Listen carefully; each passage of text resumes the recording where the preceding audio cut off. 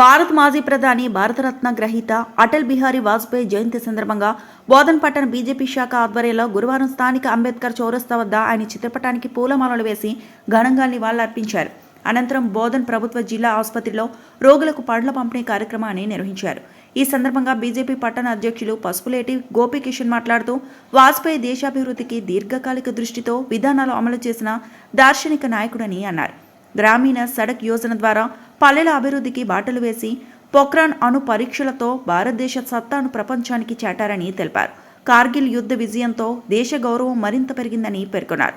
ఈ కార్యక్రమంలో జిల్లా ఉపాధ్యక్షులు రామచందర్, మాజీ పట్టణ అధ్యక్షులు కొలిపాక బాలరాజు, మాజీ మున్సిపల్ ఫ్లోర్ లీడర్ మాసిని వినోద్, మండల అధ్యక్షులు శిల్పా సుదర్శన్, యువ మోర్చా అధ్యక్షులు ఏనుగంటి గౌతమ్ గౌడ్, అరవింద్, వాసు తదితర ప్రముఖులు పాల్గొన్నారు.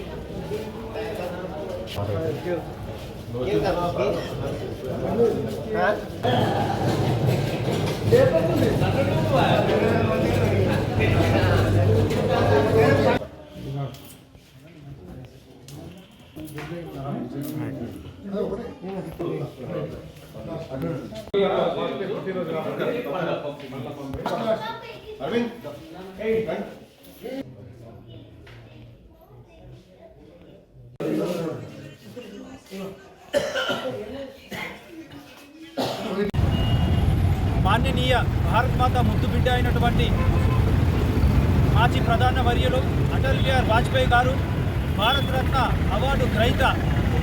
ఈరోజు వారి యొక్క జయంతి వేడుకలు భారతీయ జనతా పార్టీ బోధన్ పట్టణ శాఖ ఆధ్వర్యంలో అంబేద్కర్ చౌరస్తాలో వారి చిత్రపటానికి పూలమాల వేసి నివాళులు అర్పించడం జరిగింది.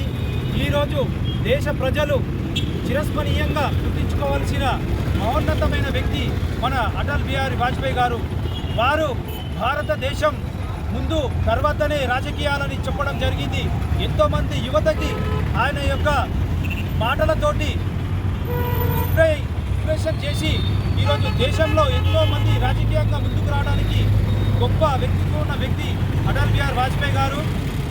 ఒకరోజు మన దేశం పైన కార్గిల్ యుద్ధం జరుగుతున్నప్పుడు చైనా మరియు అమెరికా కలిసి పాకిస్తాన్కు మద్దతు తెలిపి భారతదేశాన్ని భయపెట్టాలని చూస్తే కూడా ధైర్యశాలైనటువంటి అటల్ బిహారీ వాజ్పేయి గారు నా దేశం కోసం నేను దేనికి కూడా వెనుకాడనని చెప్పేసి అమెరికా, చైనా, పాకిస్తాన్కు ఎదురుగా నిలబడి పోరాటం చేసి సైనికులకు ఎంతో మనోధైర్యాన్ని ఇచ్చి ఆ యొక్క కార్గిల్ యుద్ధాన్ని గెలిచి భారతదేశానికి ఒక మంచి సూచన ఇవ్వడం జరిగింది.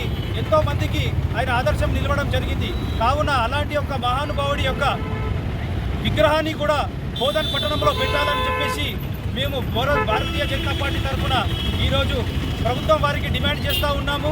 అలాగే ఆయనని ఆదర్శంగా తీసుకొని ఈరోజు దేశ యువత కూడా దేశం కోసం రాజకీయాలకు వచ్చి ఎంతో సేవ చేయాలని ఈ యొక్క సందర్భంగా తెలియజేస్తూ ఈరోజు వారి పుట్టినరోజు సందర్భంగా గవర్నమెంట్ హాస్పిటల్లో రోగులకు పండ్ల పంపిణీ కార్యక్రమం కూడా నిర్వహించడం జరిగింది. దేశం కోసం, ధర్మం కోసం పాటుపడినటువంటి వాజ్పేయి గారి జన్మదిన సందర్భంగా బోధన్ పట్టణంలో భారతీయ జనతా పార్టీ ఆధ్వర్యంలో అంబేద్కర్ చౌరస్తాలో ఘనంగా వారి యొక్క పుట్టినరోజు నెరవేరుగా జరుపుకోవడం జరుగుతుంది. ఆలయ ఆశయాలు వాజ్పేయి గారు ఏదైతే ప్రోగ్రాం అనునిత్యం చేసినప్పుడు ప్రపంచానికే భారతదేశం ఎదుగుతున్న దేశంగా ఆ రోజు నిరూపించడమైనది. అట్లాగే ఊర్లలో ఏదైతే పల్లెల్లో రోడ్లు లేక చాలా ఇబ్బందులు పడుతున్నప్పుడు గ్రామీణ సడక్ యోజన అనే యోజన తీసుకొచ్చి ప్రజలకు మేలైన పరిపాలన చేయడం జరిగింది. ఇలాంటి అనేక కార్యక్రమాలు మరి వాజ్పేయి గారు చేసిన సందర్భంలో భారతదేశమే కాకుండా ప్రపంచమే మెచ్చుకున్న సందర్భాలు ఉన్నాయి. కాబట్టి మనము కూడా ఈ యొక్క ఆయన ఆశయాలలో పాల్పంచుకొని ఇంకా చురుకుగా మనము టార్గెట్గా 100 సంవత్సరాలకు టార్గెట్గా భారతీయ జనతా పార్టీలో పనిచేస్తూ అందరం కూడా సమైక్యంగా భారతీయ జనతా పార్టీని మనం ముందు తీసుకెళ్లాలని కోరుకుంటూ ఈ అవకాశం ఇచ్చిన పట్టణ శాఖకు ధన్యవాదాలు చెప్తున్నాను.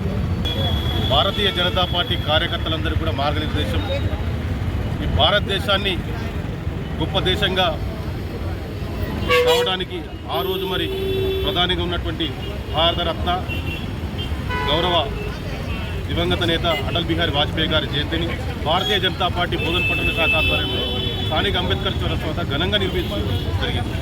ముఖ్యంగా పక్కనున్నటువంటి పాకిస్తాన్ దేశం అటుపక్కన ఉన్నటువంటి చైనా దేశాలు ప్రపంచంలో గగ్గోలు పెడతా ఉన్నాయి. భారతదేశం అణుపరీక్షలు జరుపుతూ ఉంది.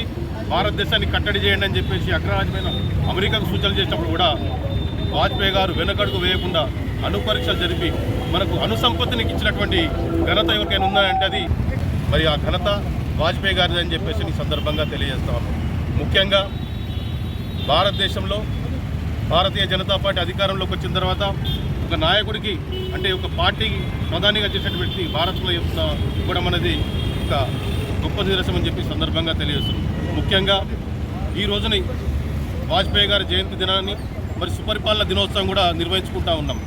ఇంకోటి భారతీయ జనతా పార్టీ కార్యకర్తలు ఎందరికో స్ఫూర్తిగా నిలవడం అంటే మరి ఆనాడు జనసంఘ్ పార్టీ ఉన్నటువంటి సందర్భాల్లో ప్రథమ నాయకులైనటువంటి శ్యామప్రసాద్ ముఖర్జీ, పండిత్ దీన్ దయాళ్ ఉపాధ్యాయ గారు మరి వారు చనిపోయిన తర్వాత జనసంఘ్ పార్టీని భారతీయ జనతా పార్టీకి రూపాంతరం తర్వాత మరి బాధ్యత స్వీకరించి మరి భారతీయ జనతా పార్టీని అగ్రపదాన్ని నిలిపినటువంటి ప్రపంచ స్థాయిలో మరి ఎంతోమంది కార్యకర్తలు నిలిపినటువంటి ఘనత అటల్ బిహారీ వాజ్పేయి గారు.